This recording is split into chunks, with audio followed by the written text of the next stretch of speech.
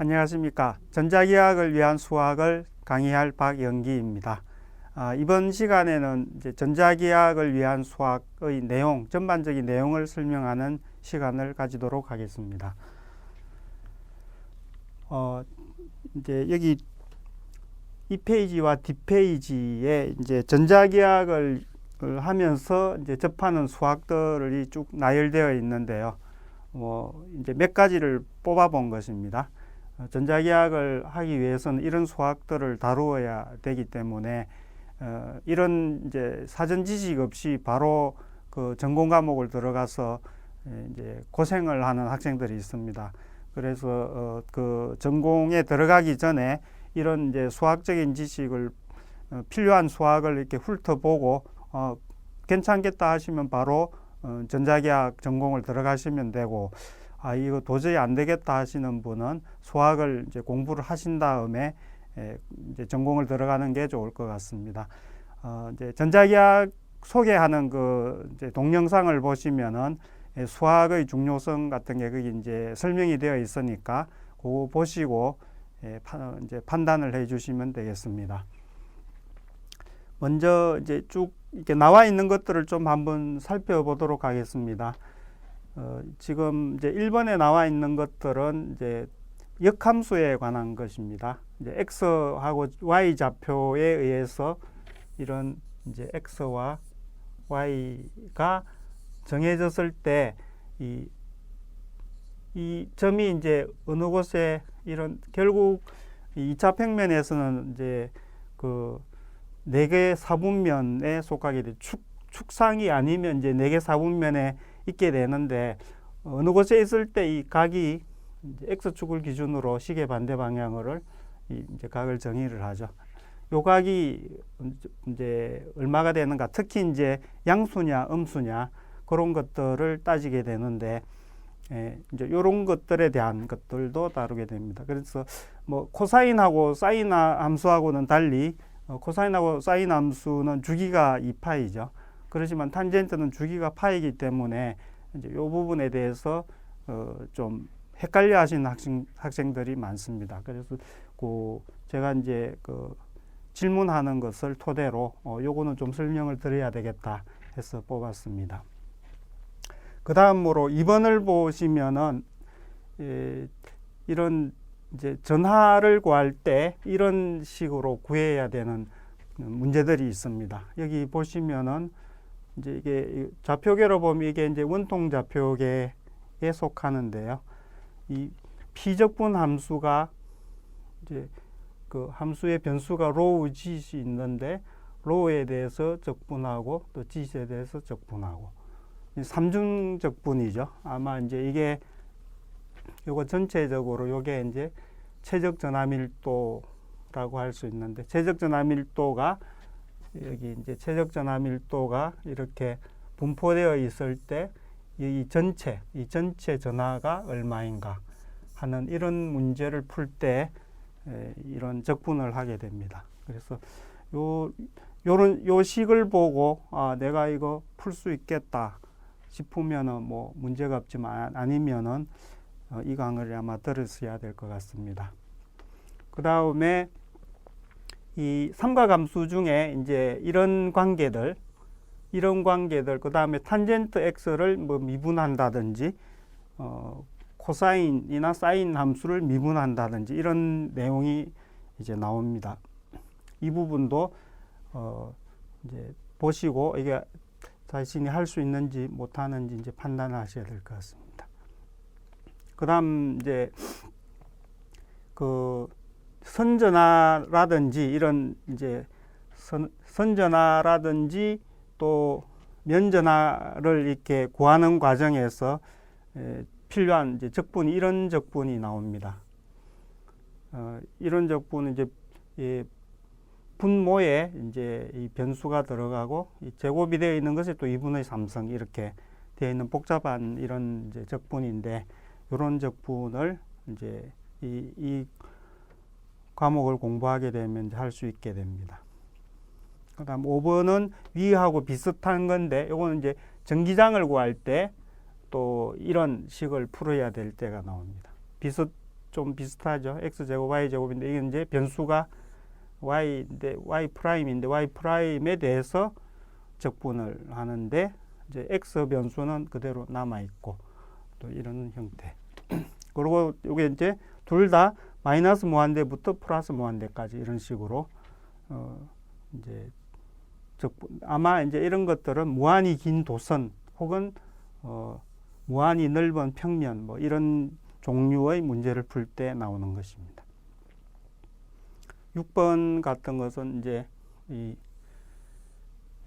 x와 y의 관계가 이제 적분으로 이렇게 표시되어 있을 때 요것을 이제 x하고 y가 어떤 관계인가 구하는 그런 이런 이제 종류의 문제도 다루게 됩니다.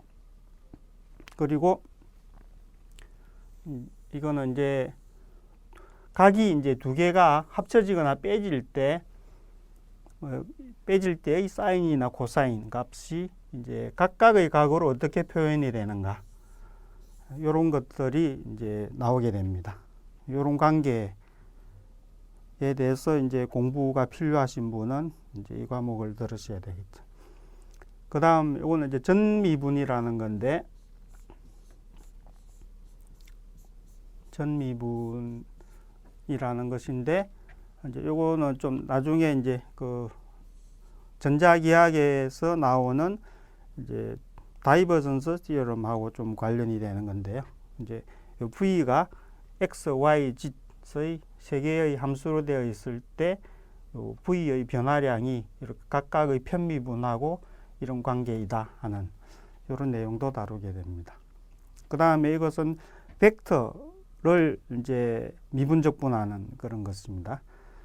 이제 이것을 이제 벡터의 항등식이라고 하는데 왼쪽의 식이 오른쪽의 식하고 같다 하는 것을 이용해서 이제 여러 가지 또 문제를 푸는데 사용이 됩니다. 앞에서 이제 탄젠트 x 뭐 이런 것도 삼각함수를 미분하는 게 나왔었는데 요거는 이제 쌍곡선 함수죠. 쌍곡선 함수를 미분하는 이런 이제 내용이 나옵니다. 요게 아마 이제 반도체 내에서 전하의 분포 같은 걸 구할 때 요게 나옵니다. 그 다음 다룰 내용이 이제 벡터에 이제 크로스 프로덕트를 한 것을 적분을 하는데 또 이렇게 완전 패곡선으로 이렇게 적분을 하는 이런 내용이 나옵니다. 요거하고는 또 유사하게 또 벡터를 도트 프로덕트를 해가지고 뭐 A에서 B까지 이렇게 적분하는 이제 이런 내용도 유사하게 나오는데 이제 벡터를 크로스 프로덕트하고 이거는 벡터를 도트 프로덕트하고 이렇게 한 것을 또 이제 적분을 하는 이런 내용을 다루게 됩니다. 요것은 이제 함수에서 요 안에 이게 요거는 마이너스 9 플러스죠. 이제 요 함수에서 이제 변수의 부호에 따라서 함수가 어떻게 이제 이동이 되는가 하는 그런 내용인데 요거하고 이제 관련된 것은 그 이제 전자기파의 그 전자기파의 전파인데 플러스 방향으로 이렇게 전파해 가느냐 마이너스 방향으로 전파해 가느냐 이런 방향을 나타낼 때 저는 이제 함수를 쓰게 됩니다. 그 다음에는 이제 이게 복소수에 관한 건데요. x가 이런 식으로 나타나고 y가 이런 식으로 나타날 때 이제 실수와 헛수의 합이 되면 요게 이제 복소수죠. 복소수 두 개를 또 곱을 하고 그것에 제곱근하는 이런 이제 문제를 다루게 됩니다. 복소수도 이제 나오게 되고요. 요것도 이제 그 복소수를 다루는 겁니다. 복소수를 이제 이 폴라폼이라고 그러죠. 이렇게 크기와 이 각으로 표시하는 이런 것들도 나오고, 그 다음에 복소수의 공역 복소수끼리 곱해서 이제 크기 제곱이 되는 이런 성질도 필요합니다. 요거는 그 다음에 이제 여기서 이제 감마로 표시된 게 이제 반사율인데요. 뭐 전자기파가 이렇게 반사가 되는 때 들어간 것에 대해서 얼마나 나오느냐 하는 정도를 이 반사율이라고 하는데, 요 반사율을 다룰 때 이제 또 이런 식도 나옵니다. 요것은 뭐 이런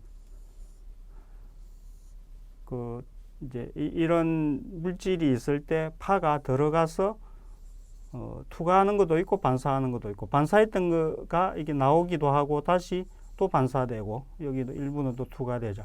이렇게 무한히 이렇게 반사되고 투과되고 이렇게 할 때 이 나오는 값 이런 것들을 다루는 내용이죠. 그래서 무한히 반사되고 투과되고 하기 때문에 이렇게 무한히 더해지죠. 그래서 이것은 무한 등비급수인데요. 이제 이렇게 될 때 값이 얼마인가 하는 이제 이런 내용들을 다루게 됩니다.